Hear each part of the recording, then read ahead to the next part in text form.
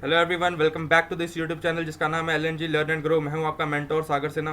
Friends, हम यहां पर एक्चुअली क्लास 10 के CBSE के केमिस्ट्री के सिलेबस को, पूरे कंटेंट को डिटेल में यहां पर डिस्कशन कर रहे हैं। इसकी जो भी नोट्स या PDF की कंपाइलेशन की गई है वो ऑलमोस्ट जो भी आप बेहतरीन बुक समझ सकते हैं क्लास 10 के रेफरेंस के लिए, पढ़ने के लिए NCERT को प्रायोरिटी रखा गया। और भी साइड बुक इसमें CBSE बोर्ड टॉपर के नोट्स को भी ऐड ऑन करा गया है। मैं खुद CBSE बोर्ड टॉपर हूँ, तो मुझे पता है कि किस तरीके का कंटेंट आपको हेल्प करने वाला है। ठीक है, तो वीडियो ऑलरेडी अगर मैं पहले पार्ट का डिस्कस करूँ तो केमिकल रिएक्शन एंड इक्वेशंस का पहला पार्ट ऑलरेडी डल चुका है, that is chemical reaction and equations हम लोगों ने डिस्कस करा था। पार्टिकुलरली पहले पार्ट में वी हैव डिस्कस्ड कि केमिकल रिएक्शंस क्या होता है, क्या क्या कंपोनेंट्स होते हैं केमिकल रिएक्शंस के। तो जिन लोगों ने वो वीडियो नहीं देखा है, जाकर के ज़रूर देखो, डिस्क्रिप्शन में लिंक है, जाकर के वीडियो देखो। कंटेंट पसंद आता है तो ज़रूर इसको शेयर करना अपने सभी दोस्तों के साथ, अपने ऐसे स्टडी रिलेटेड ग्रुप्स में जहाँ पर जेन्युइनली इस तरीके के कंटेंट की ज़रूरत है। ठीक है, इस पैंडेमिक के टाइम पे जो रीच है वो इस तरीके से डिजिटल प्लेटफॉर्म पे ही जो रीच या कंटेंट प्रोवाइड करने का काम है वही किया जा सकता है। ठीक है, ऑलरेडी स्कूल एंड कॉलेजेस सब कुछ बंद चल रहे हैं। ठीक है, तो this is the best platform जहाँ पर आपको सब कुछ मिलने वाला है। यहाँ पर NCERT एक्सरसाइजेज डिस्कस होने वाले हैं, प्रीवियस ईयर क्वेश्चन डिस्कस होने वाला है। तो ओवरऑल पैकेज है ये चैनल आपके लिए। चैनल पे नए हो तो सब्सक्राइब कर लेना, सबसे पहले बेल नोटिफिकेशन को ऑन कर लेना, सो दैट आपको अपकमिंग वीडियोस के सारी नोटिफिकेशन आपको फटाफट मिलते जाए। ठीक है, वीडियो आपको बहुत पसंद आने वाला है। वीडियो को सबसे पहले अब एंड तक देखना। ठीक है, कोई भी डाउट होता है वीडियो में, किसी भी सेक्शन में पर्टिकुलरली डाउट होता है तो आप ज़रूर कमेंट्स करके बताना कि इस सेक्शन में पर्टिकुलरली डाउट है। मैं आपके जो भी उसका पॉसिबल सॉल्यूशन होगा मैं आपको बताने की कोशिश करूंगा। ठीक है, तो दोस्तों पहला पार्ट ऑलरेडी मैंने बताया डल चुका है, अब ज़रूर अगर अभी तक नहीं देखा जाकर के देखो, डिस्क्रिप्शन में लिंक है। शुरू करते हैं ये दूसरा पार्ट। पहले पार्ट में ऑलरेडी हम लोगों ने डिस्कस करा था कि केमिकल रिएक्शंस क्या होता है, कंपोनेंट्स क्या क्या होते हैं केमिकल रिएक्शंस के। ठीक है, कैरेक्टरिस्टिक्स क्या क्या होता है केमिकल रिएक्शंस के। ठीक है, आज वाले पार्ट में इन दिस पार्ट 2 हम लोग डिस्कस करने वाले हैं केमिकल इक्वेशंस के बारे में। ठीक है, कि इक्वेशंस क्या होते हैं। ठीक है, काफ़ी बारी डिफरेंसेस में chemical reaction and chemical equations के डिफरेंसेस में काफ़ी बारी प्रॉब्लमेटिक होता है, काफ़ी डिफरेंसेस क्लियर नहीं हो पाता। तो इस वीडियो में आपको देखने के बाद, ठीक है, आप एक्चुअली इसका पूरा एक नोट्स तैयार करा करो। ठीक है, जब भी यहाँ पे बैठो, ठीक है, ऑलरेडी मैंने कंटेंट बेस्ड वीडियो ये पूरा तैयार करा है, तो इसको आप हमेशा कॉपी एंड पेन के साथ बैठ करके देखो, सो दैट जो भी इंपॉर्टेंट पॉइंट लगे आपको उसको आप मस्ट राइट डाउन करने की कोशिश करो। ठीक है, अब देखो केमिकल रिएक्शन एंड इक्वेशन के डिफरेंसेस के बारे में भी हम लोग आगे चर्चा करेंगे। सबसे पहले केमिकल इक्वेशंस के बारे में डिस्कस करते हैं। ठीक है, अब देखो केमिकल इक्वेशंस क्या होता है। Chemical reactions already previous part में डिस्कस हुआ। इक्वेशंस होता है the method of representing a chemical reaction. ठीक है, इंपॉर्टेंट डेफिनेशन है, आपको ये मार्क करना चाहिए। डेफिनेशन क्या है कि the method of representing a chemical reaction, किसी भी केमिकल रिएक्शन को अगर हम लोग किसी तरीके से क्या करते हैं, रिप्रेजेंट करने की कोशिश करते हैं। ठीक है, तो with the help of symbols. Symbols किसका, एलिमेंट्स का, कंपाउंड्स का, जैसे कि फॉर एग्जांपल हाइड्रोजन है, ठीक है, ऑक्सीजन है, ठीक है, नाइट्रोजन है, ठीक है, और भी जो वेरियस टाइप के जो भी एलिमेंट्स हैं, जो भी कंपाउंड्स हैं, उनके थ्रू जो फॉर्मूले को रिप्रेजेंट करने की कोशिश करी जाती है या एक सिस्टमेटिक फॉर्म में रिप्रेजेंट करा जाता है, उन सभी को हम क्या कहते हैं, केमिकल इक्वेशंस कहते हैं। देखो ऑलरेडी एक यहाँ पर रिएक्शन दिया गया कि हाइड्रोजन प्लस ऑक्सीजन, ठीक है, कन्वर्ट होकर के क्या बनाता है, वाटर का कन्वर्जन ये करता है। ठीक है, फिर से बोलूंगा, इस वीडियो में भी, पिछले वीडियो में भी मैंने यही चीज़ बोली थी, बैलेंसिंग के ऊपर बिल्कुल अपना दिमाग खर्च मत करना। ठीक है, कि सर ने बैलेंस नहीं किया है, यहाँ पर बैलेंसिंग की थोड़ी प्रॉब्लम आ रही है, बैलेंस अभी टॉपिक डिस्कस ही नहीं हुआ है। हो सकता है ये वीडियो छोटी हो, नेक्स्ट वाले में हम लोग बैलेंसिंग डिस्कस करने वाले हैं, तो उस टाइम पे मैं सारा कंटेंट डिस्कस करूंगा कि बैलेंसिंग आप ईजी एंड कन्वीनियंट मेथड में किस तरीके से कर सकते हो। ठीक है, तो उसके लिए आप थोड़ा सा वेट करो, थोड़ा सा पेशेंस। अभी जो फोकस करा जा रहा है वो केमिकल इक्वेशंस पे है। ठीक है, अब देखो यहाँ पर हाइड्रोजन और ऑक्सीजन मिलकर के जो वाटर का फॉर्मेशन कर रहे हैं, यहाँ पर हाइड्रोजन एंड ऑक्सीजन क्या है, यहाँ पर ये रिएक्टेंट का काम करते हैं, दीज आर रिएक्टेंट्स। वेराज अगर वाटर की बात करी जाए तो ये क्या एक प्रोडक्ट का काम करता है। ठीक है, अब देखो सिम्बॉल्स एंड फॉर्मूले, सिम्बॉल्स एंड फॉर्मूले किसी भी केमिकल रिएक्शंस में बहुत ज़्यादा मैटर करते हैं। ठीक है, अगर आपको एक स्टेटमेंट के फॉर्म में दिया जाता है कि जैसे hydrogen reacts with oxygen to form a water, तो वहाँ पर आपको जब तक हाइड्रोजन एंड ऑक्सीजन के या इन दोनों के कॉम्बिनेशन से जो प्रोडक्ट बन रहा है वाटर, इनके केमिकल फॉर्मूले या सिम्बॉल्स के बारे में नहीं पता होगा तो आप इस तरीके से रिएक्शन को प्रोसीड ही नहीं कर सकते हो, इक्वेशंस को प्रोसीड ही नहीं कर सकते हो।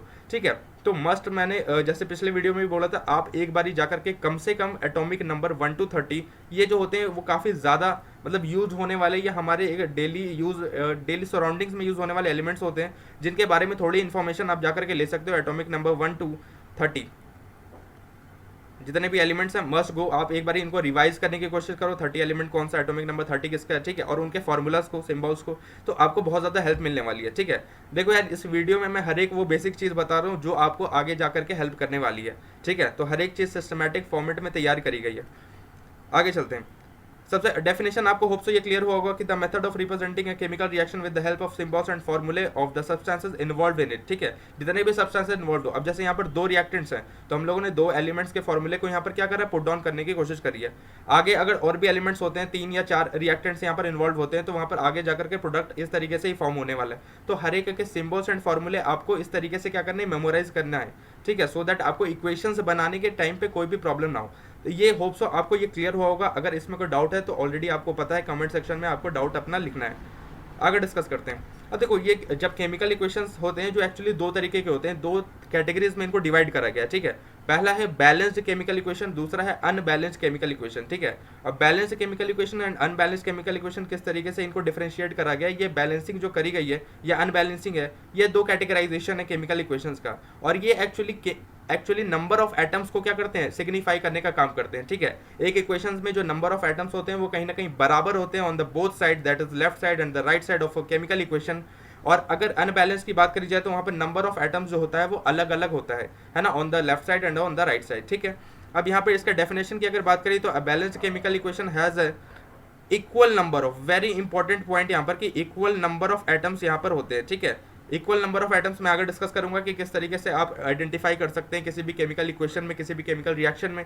अब देखो, equal number of atoms of different elements in the reactants and products, ठीक है। अब देखो यहाँ पर जैसे कि एक रिएक्शन यहाँ पर ऑलरेडी मेंशन किया गया है कि जिंक प्लस H2SO4, ठीक है, ये कन्वर्ट होकर के क्या बनाता है यहाँ पर ZnSO4 प्लस हाइड्रोजन। अब अगर आप पार्टिकुलरली एलिमेंट्स की बात करोगे, अब जैसे मैं यहाँ पर अगर Zn की बात करूँ तो Zn के नंबर ऑफ एटम्स कितने हैं, यहाँ पर 1 है, ये ऑलरेडी रिएक्टेंट में भी 1 है एंड प्रोडक्ट्स में भी क्या है, ऑलरेडी इसकी जो काउंटिंग है, इनके जो नंबर है वो 1 है।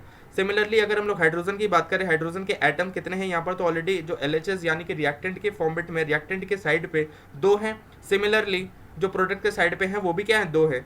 आगे सल्फर, जितने भी एलिमेंट्स एक्चुअली केमिकल इक्वेशन में यूज होते हैं उन सबको आपको इसी तरीके से पार्टिकुलरली कैटेगराइज करके लिख देना है नीचे कि ये number of this element, number of this element, और उनके पर्टिकुलर मेंशन कर देने हैं नंबर कि कितने कितने नंबर ऑलरेडी क्या है यहाँ पर प्रेजेंट है इस केमिकल इक्वेशन में। अगर वो नंबर रिएक्टेंट्स में, अनप्रोडक्ट्स में, दोनों में ही अगर सेम होते हैं तो we call it that balanced chemical equation. अगर वो नंबर कहीं अलग होते हैं, ठीक है, हो सकता है कि कभी नंबर अलग हो, बहुत ज़्यादा डिफरेंसेस देखने को मिल रहा है, तो उसे हम अनबैलेंस्ड केमिकल इक्वेशन कहते हैं। उनके बारे में हम आगे डिस्कस करने वाले हैं। यहाँ पर सल्फर की बात देखी जाए तो सल्फर ऑलरेडी क्या है, यहाँ पर रिएक्टेंट में एंड प्रोडक्ट्स में क्या है, already 1 number of sulphur atom is what 1।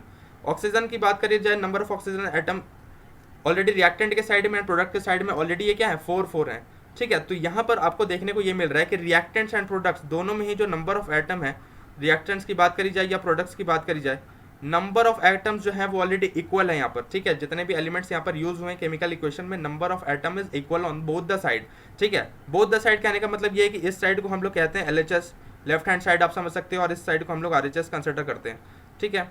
LHS is known as reactant side, RHS is known as product side, ठीक है। ये बहुत ही बेसिक सी चीज़ है।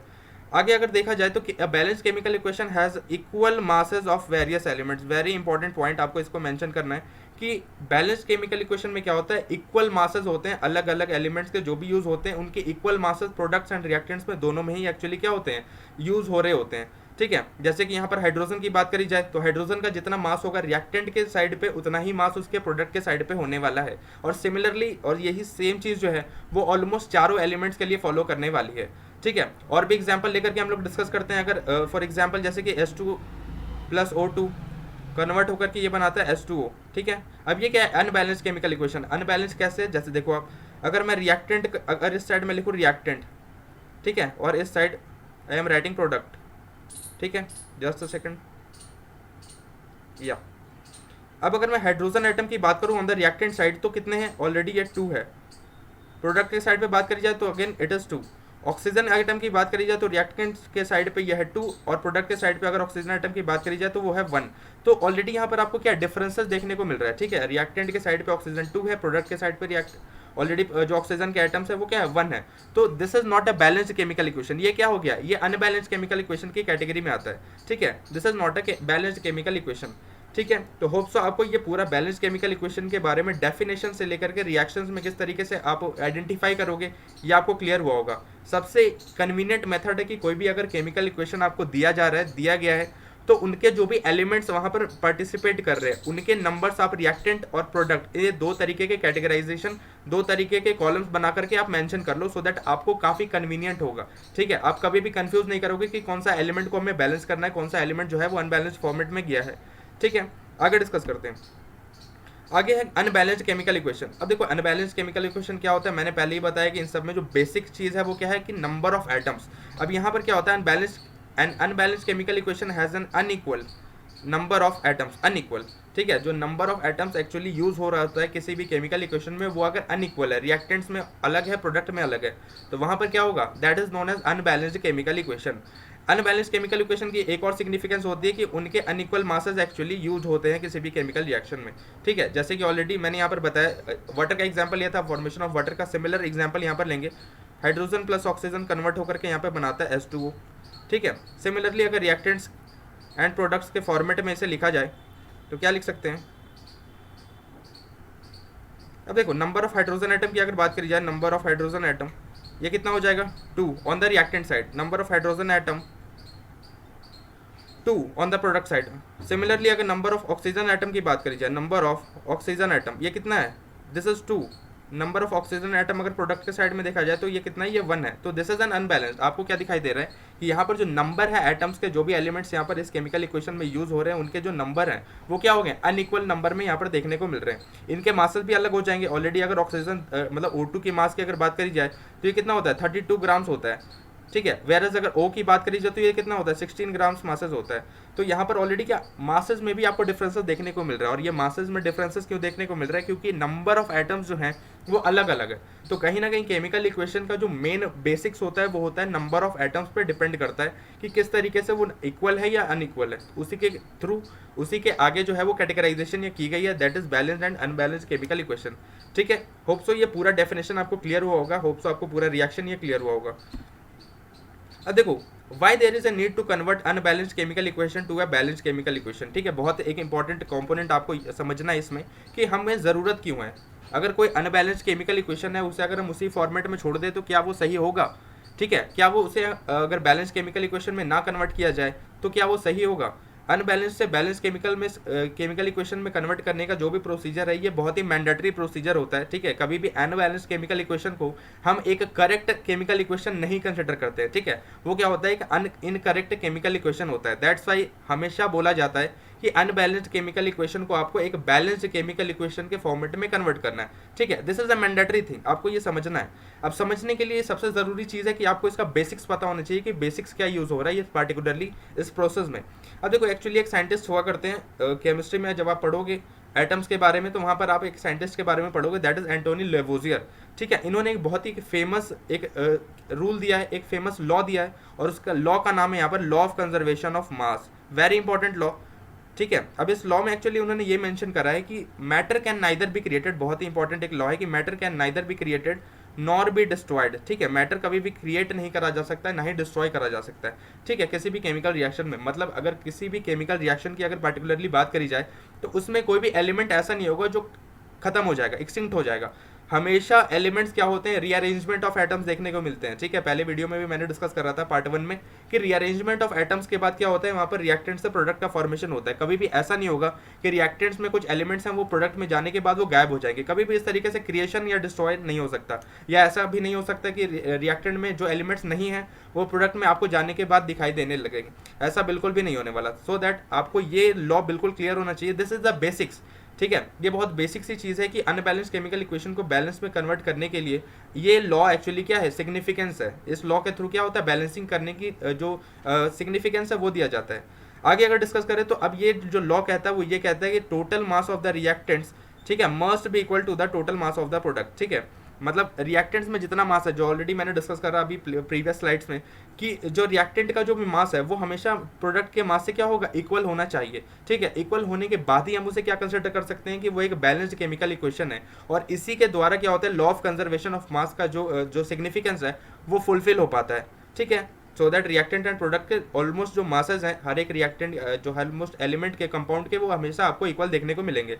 ठीक है, आगे अगर नेक्स्ट पॉइंट डिस्कस करें तो number of various types of atoms in reactants must be equal to the number of the same type of atoms in product. ठीक है, अब देखो नंबर ऑफ वेरियस एटम्स की बात है, जैसे ऑलरेडी मैंने प्रीवियस स्लाइड्स में डिस्कस करा था अभी, जैसे बैलेंस और अनबैलेंस्ड केमिकल इक्वेशन आप कंसिडर करो अपने दिमाग में। ठीक है, जैसे मैं फॉर एग्जांपल यहाँ पर दो आपको केमिकल इक्वेशंस लेकर के यहाँ पर आपको बताता हूँ। ठीक है, जैसे फॉर एग्जांपल आप एक ही ले सकते हो, जिंक प्लस H2SO4, ये कन्वर्ट होकर के बनाता है ZnSO4 प्लस H2। ये हो गया एक बैलेंस्ड केमिकल इक्वेशन। अनबैलेंस्ड की बात करी जाए तो H2 प्लस O2 कन्वर्ट होकर के बनाता है ये H2O। ठीक है, ये अनबैलेंस्ड केमिकल इक्वेशन है, ऑलरेडी आपको पता है, अभी मैंने ऑलरेडी ये चीज़ डिस्कस कर ली है। अब देखो यहाँ पर देखने की बात यह है कि नंबर ऑफ वेरियस जितने भी एटम्स यहाँ पर यूज हो रहे हैं अलग अलग एलिमेंट्स के, उनके जो संख्या है वो आपको बराबर देखने को मिलने वाली है रिएक्टेंट्स एंड प्रोडक्ट्स में। फॉर एग्जांपल जैसे जिंक, अब यहाँ पर देखो हाइड्रोजन की क्या है, यहाँ पर नंबर ऑफ एटम्स तो इक्वल है, बट ऑक्सीजन के नंबर ऑफ एटम्स यहाँ पर आपको अनइक्वल फॉर्मेट में देखने को मिल रहे हैं। ठीक है, तो इस लॉ के द्वारा ये कहा गया है कि हमेशा जो इनके नंबर है वो आपको कहीं ना कहीं इक्वल देखने को मिलेंगे, रिएक्टेंट्स में भी और प्रोडक्ट्स में भी। ठीक है, और दिस इज द बेसिक चीज जो आपको पता भी होनी चाहिए। आगे है कि दैट्स वाई, अब दिस इज द बेसिक, अब इसी के द्वारा क्या होता है, that's why chemical equations are balanced to satisfy the conservation of mass. ठीक है, law of conservation of mass. इसीलिए जो अनबैलेंस से बैलेंस केमिकल इक्वेशन में जो कन्वर्जन है, ठीक है, जो कन्वर्जन हम करते हैं that is known as a mandatory conversion. और ये जो कन्वर्जन है ये actually law of conservation of mass को सिग्निफाई करने के लिए, क्या एक्चुअली सेटिस्फाई करने के लिए किया जाता है। ठीक है, काफ़ी बार आज देखो ये जो है ना काफ़ी एक बेसिक सा क्वेश्चन है और काफ़ी इंपॉर्टेंट क्वेश्चन बनता है केमिस्ट्री के पर्सपेक्टिव से कि एक्चुअली बैलेंसिंग जो है वो क्यों करी जाती है, उसका रीज़न यही है। ठीक है, what is the reason, law of conservation of mass. ठीक है, दिस इज द रीज़न। ठीक है, आगे डिस्कस करते हैं डिफरेंसेस। अब देखो डिफरेंसेस क्या है केमिकल रिएक्शंस एंड इक्वेशंस के बीच में, बहुत इंपॉर्टेंट चीज़ है ये भी, कभी काफ़ी बारी एग्जाम्स में जो है वो पूछा जाता है, काफ़ी बारी एग्जाम्स का पार्ट होता है ये कि केमिकल रिएक्शंस और इक्वेशंस के बीच में क्या क्या डिफरेंसेस है। देखो केमिकल रिएक्शंस क्या होता है, chemical reaction is a process that occurs when one or more reactants are change into one or more new substances called product. ये ऑलरेडी मैंने डिस्कस करा था पहले भी कि केमिकल रिएक्शन क्या होता है, जहाँ पर रिएक्टेंट्स जो है वो रीअरेंजमेंट के बाद, पुराने बॉन्ड को तोड़ने के बाद, नए बॉन्ड के फॉर्मेशन के बाद, इस तरीके से रिएक्शंस क्या होते हैं, परस्यू करते हैं। ठीक है, नए सब्सटेंसेस का वहाँ पे फॉर्मेशन होता है विद न्यू प्रॉपर्टीज। ठीक है, तो this is particularly known as chemical reaction. इसे हम क्या कहते हैं, this is known as chemical reaction. ठीक है, अब अगर केमिकल इक्वेशंस की बात करी जाए तो केमिकल इक्वेशन क्या एक सिंबॉलिक रिप्रेजेंटेशन है, किसका, केमिकल रिएक्शन का। किसी भी केमिकल रिएक्शन को अगर हम लोग सिंबॉलिक यानी कि उसके फॉर्मूले से, ठीक है, उसके सिंबल से अगर उसको रिप्रेजेंट करके एक इक्वेशन कन्वर्ट कर रहे हैं तो वहां पर क्या होता है, we call it that particularly chemical equation. हम उसे क्या कहते हैं, केमिकल इक्वेशन पर्टिकुलरली कहते हैं। ठीक है, अब वहां पर क्या होता है, सिंबल्स यूज होते हैं एटम्स के। ठीक है, और वही जो होते हैं वो रिप्रेजेंट करते हैं पूरे रिएक्शंस को। Number are use to represent the ratios of reactant and product. अब देखो यहाँ पर जो भी कोफिशिएंट, ये मैं आगे डिस्कस करूंगा बैलेंसिंग के टाइम पे बहुत डिटेल में। अभी के टाइम पे बस इतना आप समझो कि जो कोफिशिएंट्स आप यूज करते हैं किसी भी पर्टिकुलर केमिकल इक्वेशन में बैलेंस करने के लिए, उनके रेशियोज जो होते हैं वो कहीं ना कहीं इक्वेशन को सेटिस्फाई करने के लिए वहाँ पर क्या होते हैं, यूज करे जाते हैं। ठीक है, तो उनके कोफिशिएंट के बारे में ऑलरेडी मैं बैलेंसिंग जो नेक्स्ट वीडियो आने वाली है उसमें मैं पूरा अच्छे तरीके से डिस्कस करने वाला हूँ, तो आपको कोई भी टेंशन लेने की जरूरत नहीं है।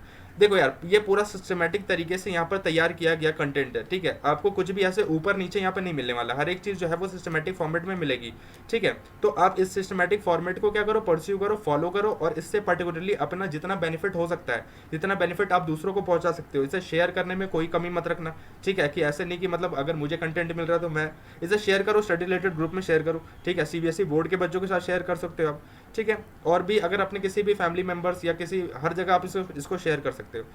एग्जाम्पल की बात करी जाए, देखो ऑलरेडी कोफिशिएंट के बारे में जो डिस्कशन है वो ऑलरेडी यहाँ पर दिया गया है कि किस तरीके से यहाँ पर बैलेंसिंग को, है ना, एक अनबैलेंस्ड केमिकल इक्वेशन को बैलेंस्ड में कन्वर्ट करने के लिए हमने क्या करा है, कोफिशिएंट का कुछ यहाँ पर इस्तेमाल करा है, और वो इस्तेमाल मैं आपको कल सिखाऊंगा यहाँ पर।